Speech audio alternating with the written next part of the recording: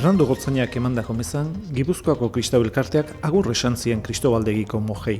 Gotzainak eskarrak eman zizkien euren eskuzabaltasun eta testigantzagatik eta baita gizarte aztoratu batean indarra mantendu duten bizitza espiritualagatik ere.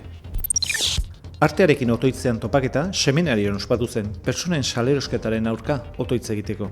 Maria Francisca Sánchez Barak zuzenduriko jardunaldian, biktimen minarekin bat egin zuten eta hausnarketaren eta artearen bidez itxaropenaren bidea zabaldu zuten.